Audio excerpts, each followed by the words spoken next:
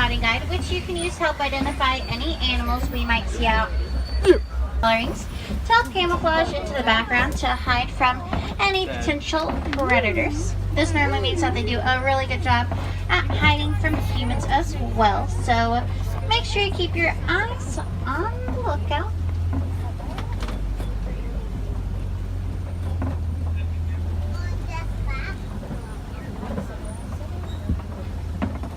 Now, forest animals will typically become much more active once the sun sets below the horizon. They like to use the cover of darkness to move a little bit more freely. If you look to the left, you can see some saddle-billed stork as well as a black rhino. Now, the saddle-billed stork can get up to about 5 feet tall with a wingspan of about 9 feet. They will also mate for life, so they'll have one partner their entire lifetime. The black rhino that you can see lying down on the cliff, they typically get up to about 3,000 pounds, and they have no natural predator. Their main form of threat is a human, and that's because they're poached because of their horns, which are made out of keratin just like our hair and fingernails. Now, there's less than 5,000 black rhinos left in the world, as they are an extremely endangered species, and that is because of the poaching of their kind.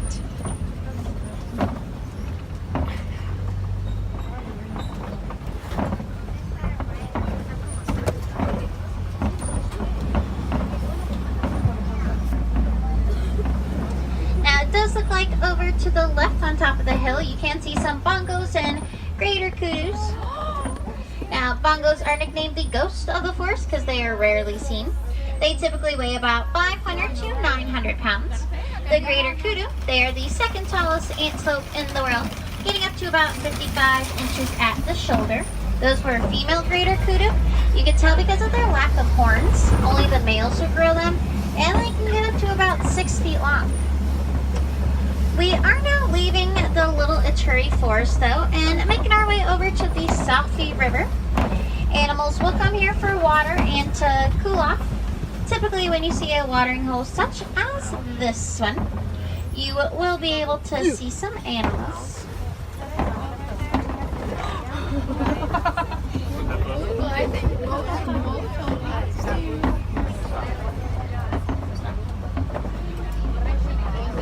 If you look to the left on that middle island there, you can see some pink-backed pelicans.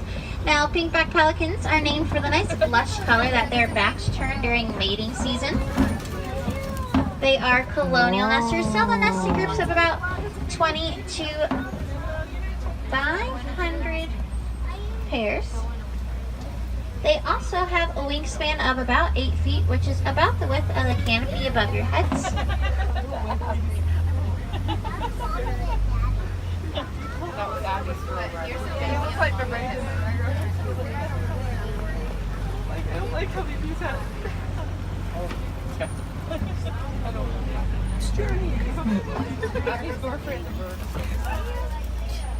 Okay, so it might be a little bit hard to see, but there is a hippo down under the water.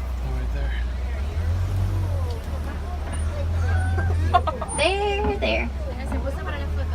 Now, hippos are considered to be among the most largest and dangerous animals in Africa, typically weighing about 5,500 pounds. A group of hippos is known as a bloot. Now, down to the left, you can also see some Nile crocodiles. Now, Nile crocodiles can get up to about an average of 16 feet long, weighing about 500 pounds. They can live up to 40 years in the wild, and they consume one full meal a week, but they have been known to go months without eating when food has been scarce.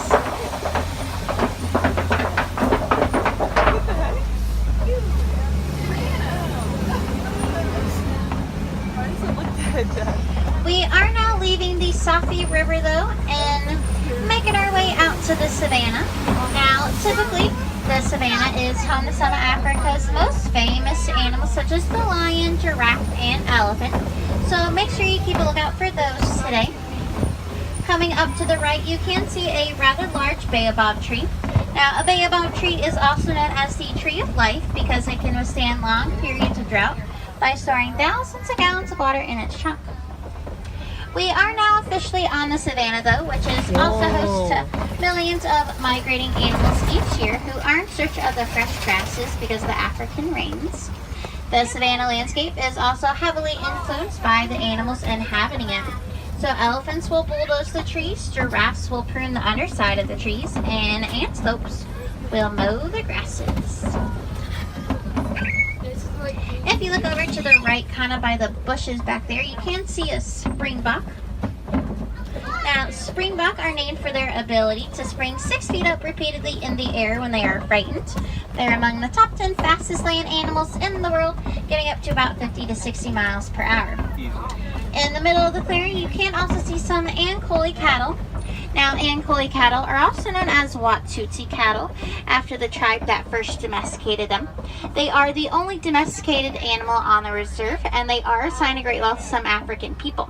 So, the more you have, the more wealthy you are. They are free to roam about during the day, but at night they're herded into bomas or manadas for their own protection. Now, their horns can get up to about 4 feet long on each side, weighing about 5 pounds each. They're made up of a honeycomb structure that will allow blood to circulate through them to kind of act as their own air conditioning.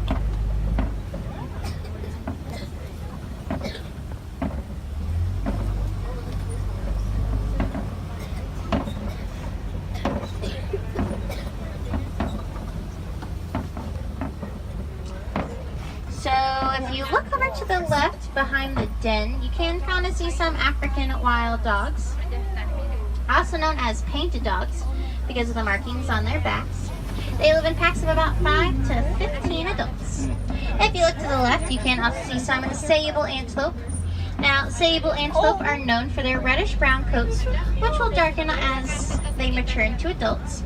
They are also the official emblem of the Harambe Wildlife Reserve, and that is because of their response to a fight or flight situation. Because when given the chance, they will always fight, just like the Harambe Wildlife Reserve will always fight to protect these animals. Now, throughout the savannah, you can see some termite mounds scattered about. They're made up of dirt, spit, bugs, and dung. They form sort of concrete texture. Elephants will use them as scratching posts, and once they...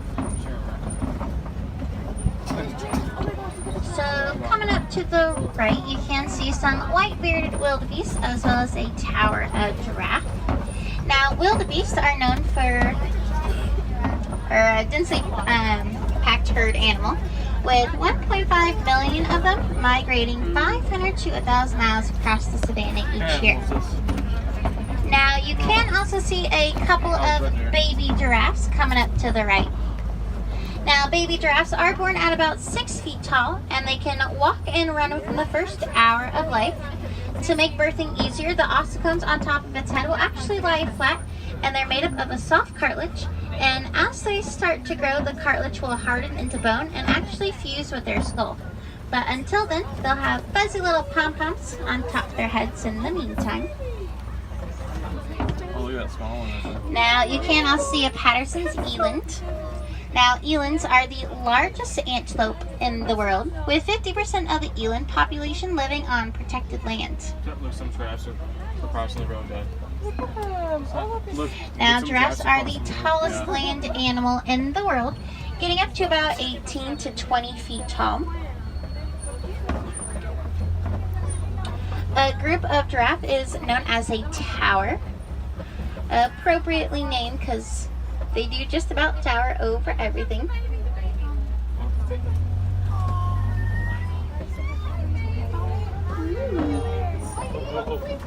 Let the baby go. Sometimes that happens. Wait for me.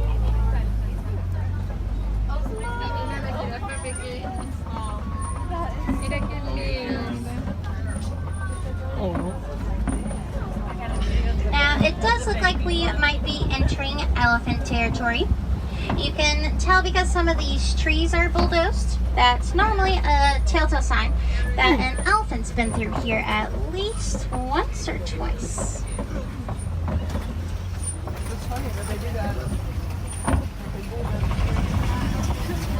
So, you can kind of see the ears flapping over to the right by that very tall tree, palm tree.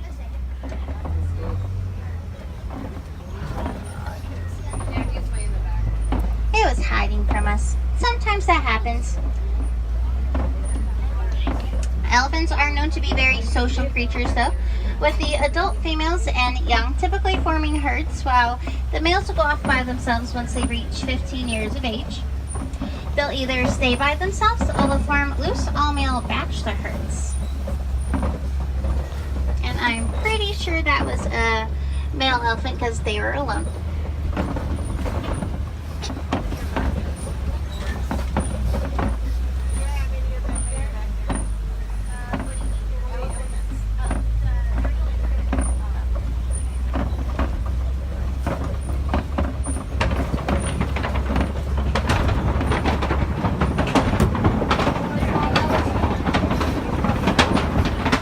And his Yeah, you can see him over there. special little like hiding spot. It's relaxing. Probably in the shade. Probably not mine. Now, if you look over to the right, you can see some red clay pits. If you look closely enough, you can see some tusk marks in it. That is because elephants will actually eat that clay to replenish any vitamins or minerals that are missing from their diet. Oh, there's It's essentially their multivitamin. Now, it does look like there is a herd of elephants over to the left. Again, this will mostly consist of adult females and their young. Now, if you look really closely, you can notice that the back of the elephant to the left is really dirty, and that is on purpose. So elephants will fling dirt and sand onto their backs to use as a natural sunblock. They do have very sensitive skin, so they try to do as much as they can to help protect themselves. Now, the Disney Conservation Fund has actually discovered that elephants are afraid of bees. So farmers in Kenya have been planting beehive fences to help protect their harvest from any crop-raiding elephant. It's kind of a win-win situation because elephants have a better relationship with the farmers, and the farmers can then sell the honey that they're getting from their bees. Now, coming up to the left, you can see some elephants. If you look pretty closely, you can notice that they're flapping their ears just a little bit, and that is their way of cooling off. So there are blood vessels behind the ears of the elephant that once they expose it to additional air, it'll kind of jumpstart the cooling system of the elephant.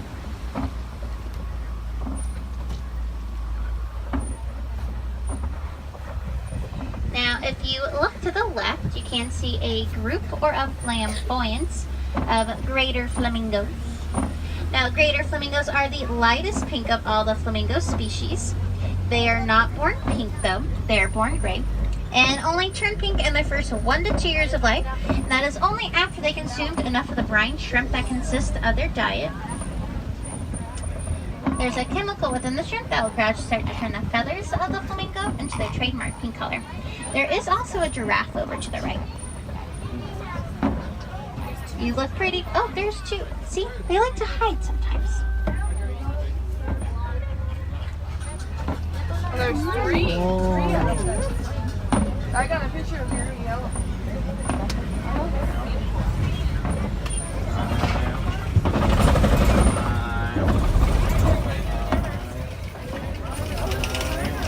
Now, over to the left, you can see a group or a crash of white rhinos, as well as an ostrich. Oh, look at that one in the Now, mud. white rhinos typically weigh about 4,000 to 5,000 pounds, and they again have no natural predator. Their main form of threat is again a human, and that's because they're poached because of their horns, which, as I've said, are made out of keratin. Now, their horns were once thought to have medicinal properties, but has been since proven that they serve no scientific purpose for humans. Now, the ostrich is the world's largest bird. They are, however, a flightless bird. So they use their wings not to fly, but to actually change direction while they're running. And you can also see that the rhino is rolling around in the mud wallow. And it will do that from time to time to help protect its skin from any sunburns as well as any bugs that might want to land on its back. Reminds me of Daisy. And everyone loves a good mud bath once in a while. Am I right?